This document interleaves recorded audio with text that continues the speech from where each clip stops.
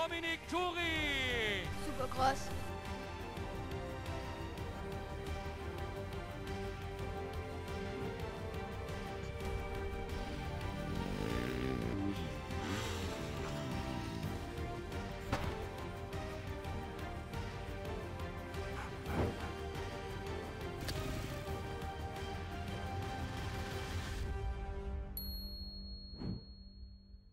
Die letzten Jahre waren sehr turbulent.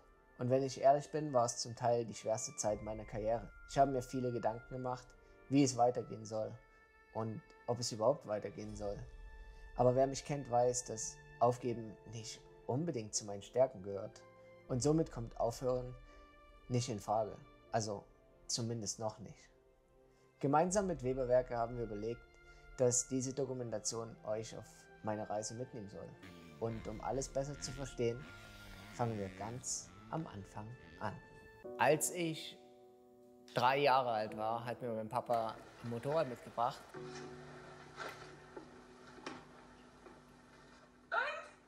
Problem an der ganzen Sache war, dass ich noch nicht Fahrrad fahren konnte, aber ich vom Motorrad begeistert war. Ehrlich gesagt, sprachlos, wie ihr vielleicht selber gesehen habt. Hört ihr das? Tja, irgendwie muss er sowieso Fahrradfahren kennen. Dann habe ich innerhalb von 4 Stunden Fahrradfahren gelernt und dann bin ich immer ums Haus gefahren, bis ich dann irgendwann mal zu schnell geworden bin, um nur ums Haus zu fahren. Und dann ging es irgendwann mal auf die Strecke und dann hatte ich dann auch relativ zeitnah mein erstes Rennen.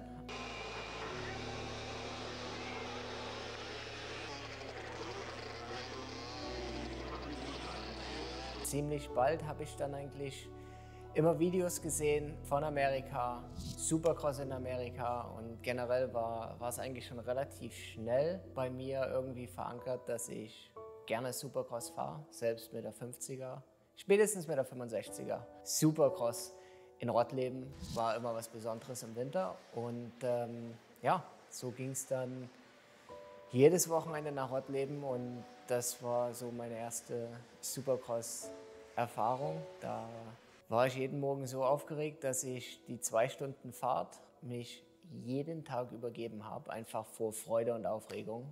Es hat mir halt einfach gefallen, das Rumgespringe, das Enge in der Halle und war es halt auf einmal mein Ding, Supercross. Und Supercross war natürlich schon immer eine große Sache in Amerika, deswegen war es auch wirklich zeitnah mein Ziel, irgendwann nach Amerika zu gehen, um dort Supercross zu fahren. Wenn ihr an den Waschbrett ranfahrt, was muss ich machen? Halt, ich muss die Finger an die Kupplung. Ich muss ordentlich draufstehen. Beine an die Sitzbank, an den Tank. Ellenbogen nach oben.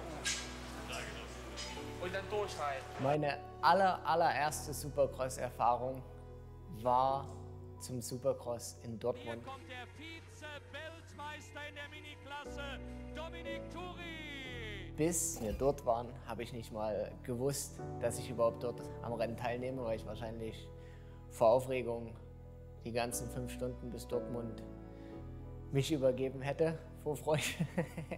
Und das war mein erstes großes Rennen als Starter in einem Supercross-Rennen und ich habe alle 3 Abende gewonnen. Hier ist er, der Sieger beim Kawasaki Mini Cross Cup. Euer Applaus für den jungen Mann hier. Hast ja richtig drauf mit dem Motorrad. Was steht denn als nächstes an? Die 80er? Ja. Und dann dein Traum vielleicht auch mal Supercross fahren oder was möchtest du lieber machen? Supercross. Supercross. Und ich glaube, spätestens da war der Grundstein gelegt, dass ich definitiv mehr Supercross-Rennen fahren möchte. Und ja, irgendwie musste ich den Sommer immer rumkriegen, habe aber schon eigentlich die Tage gezählt, bis es endlich wieder zum Supercross-Training ging, zum Supercross in die Halle ging. Und im Grunde genommen hat sich mein ganzes Leben dann nicht nur um den Sport, sondern auch um das Supercross gedreht. Aber Supercross in Deutschland ist natürlich, es ist zwar im Grunde genommen was Großes, aber wenn man sieht, was in Amerika los ist mit vollen Stadien mit bis zu 60.000 Mann ist es halt trotzdem was Kleines.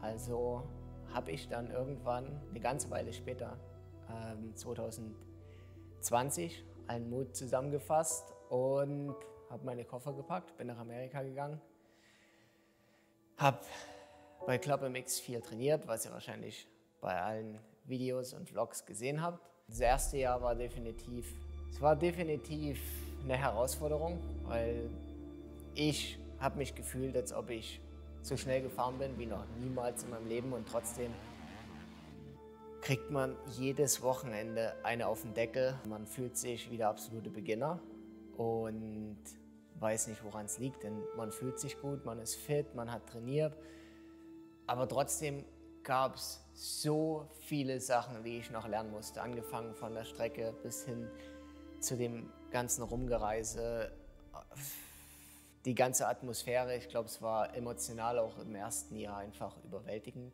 I met Nick in 2021 and I could tell he was a little bit frustrated with how his season was going and he was working so hard and not seeing like the results that he was wanting to see. 2022 war, ich würde sagen, bis dato meine beste Saison überhaupt. Habe mich gut gefühlt, hatte eine solide Vorbereitung und als das erste Rennen in Anaheim kam, bin ich 9. geworden und Top 10 war mein Ziel. Mit 9 gleich die Saison beginnen war natürlich erstmal eine Ansage und ja, natürlich macht man sich dann selber so ein bisschen Druck. Hast dein Ziel jetzt schon erreicht, jetzt 9., also muss es weiter nach oben gehen, was natürlich dann erstmal nicht so war. Yeah, in 2022 he had a much better start to the season and he ended up getting 9th place at Anaheim 1 and we were so excited. Zur zweiten Hälfte der Saison habe ich mich dann aber wieder gefangen, konnte in Seattle sogar in Heat Race anführen.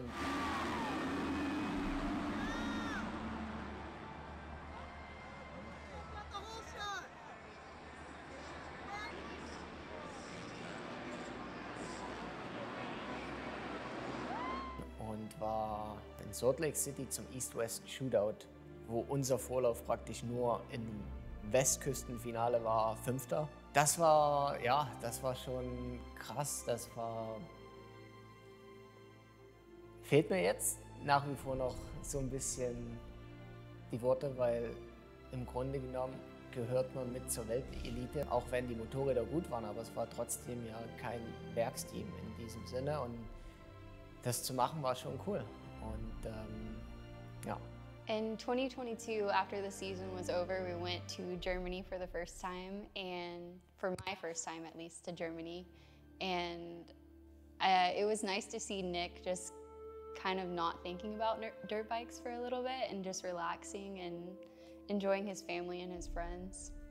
Nach der Saison habe ich mich auf eine Auszeit gefreut, war 2 Jahre lang nicht mehr in Deutschland und habe die Auszeit genossen. Habe alles, was danach kam, ein bisschen auf die leichte Schulter genommen, denn blöderweise, nachdem ich wirklich 6 Wochen oder vielleicht sogar noch länger nichts gemacht habe, habe ich zugesagt, ich glaube, in 3 Wochen in Rennen in Geildorf zu fahren und auch in Rennen in Eichwald. Und das ging gut nach hinten los, denn ja, zum einen sind die Strecken anders. Ich bin 2 Jahre lang auf einer 250er gefahren, dann direkt auf einer 450er, habe 6, 7 Wochen lang nichts gemacht und das ist ganz einfach nicht in 3 Wochen aufzuholen, egal wie sehr man trainiert und wie sehr man sich Mühe gibt.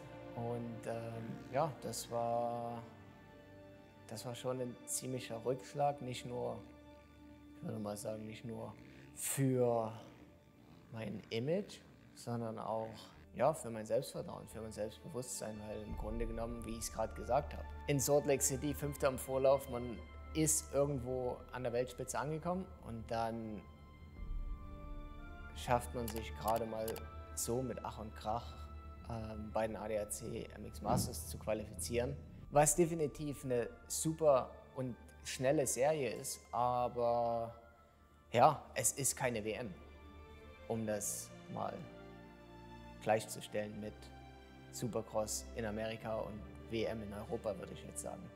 Mit dem Ganzen ging es relativ schnell bergab. Nick is definitely a different person whenever he's performing well versus when he's not performing well. But he's always there for me and still supportive through it all. I can tell whenever he doesn't ride good that he will beat himself up and train even harder, which kind of wears him out before the weekend. It can be hard being around Nick sometimes whenever he has a bad day or had a bad race. He can be a little bit of a butthead, but I'll still put up with him. And I know when he comes home 20%, I'll be there 80%. And I know if I ever come home 20%, he comes in 80%. So. Dann gab es noch Supercross in Stuttgart. Kurz davor hat mir mein Vater gesagt, dass er Bauchspeicheldrüsenkrebs hat und maximal noch ein Jahr zu leben hat. Und natürlich habe ich das dann irgendwie, er hat es gut runtergespielt, hat gesagt, ach Quatsch, kriegen wir hin, alles gut. Und trotzdem war in mir drin irgendwie das Verlangen, ihm das Ganze nochmal zu beweisen, auch wenn er wahrscheinlich mehr als stolz auf mich war, aber ich wollte trotzdem nochmal in Deutschland starten, in Deutschland gewinnen.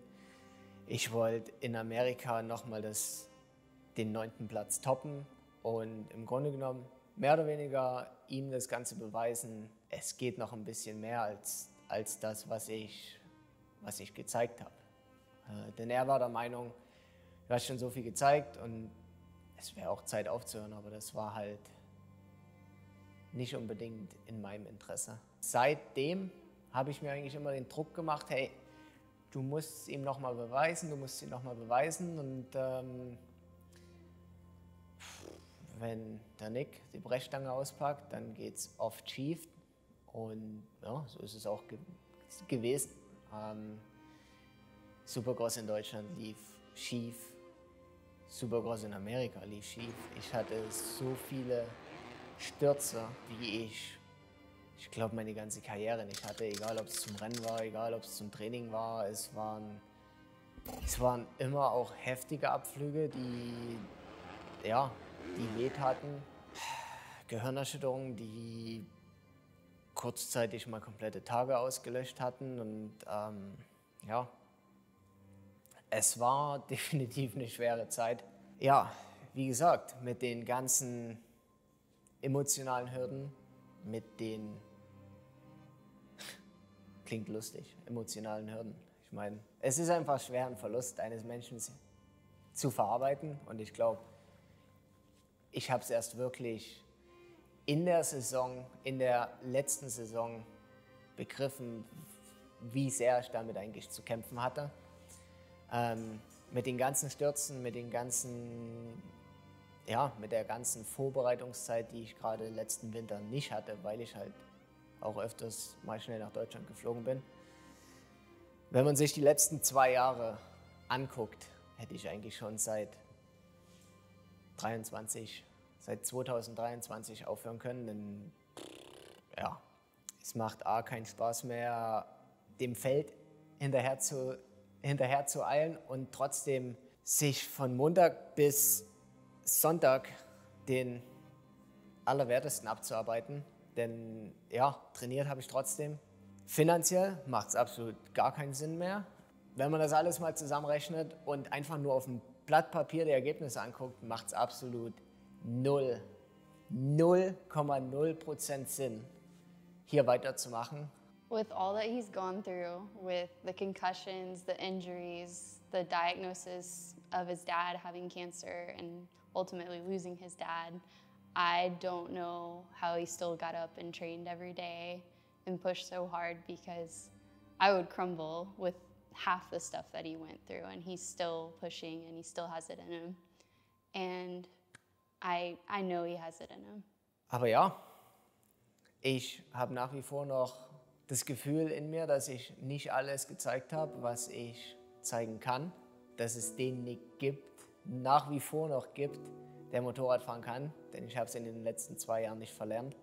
Der so gut fahren kann, dass bei manchen der Mund offen stehen bleibt. Meistens passiert das zum Training. Und ich habe mich dafür entschlossen, noch 1 Jahr alles zu geben. Und das Ganze mit einem Plan durchzuziehen. Wenn nach dem Jahr am Ende was hängen bleibt und ich irgendwo einen Vertrag noch bekomme, dann ist es cool. Dann würde ich mich freuen, denn ich persönlich fühle mich, als ob ich noch 3, 4, vielleicht noch 5 gute Jahre in mir drin habe. Aber wenn es nicht so ist und nichts zustande kommt, dann kann ich nach dem Jahr sagen, okay, ich habe alles probiert, habe alles riskiert und habe letztendlich mein letztes Hemd dafür gegeben, aber es war einfach nicht genug. I think it's a good idea that Nick is continuing with another season. I want him to continue to reach for his goals and try to accomplish his dreams and do what he loves, and I'm going to support him no matter what. So I think he can do it. I've seen him on practice days, and his race days never look quite like his practice days, but I know what he's capable of, and all he has to do is just get out of his head and do it. Somit könnte 2025 meine letzte Saison werden. Also ist für die Fans was dabei zum Mitfiebern und vielleicht kann ich den einen oder anderen inspirieren, um seinen Traum zu leben. Und für alle Haters und Nicht-Fans, die haben auch was zum Schmunzeln und Angucken. Also es sollte ja eigentlich für jeden was dabei sein, oder? Das Gute dabei ist, Weber Werke, nehmt euch mit.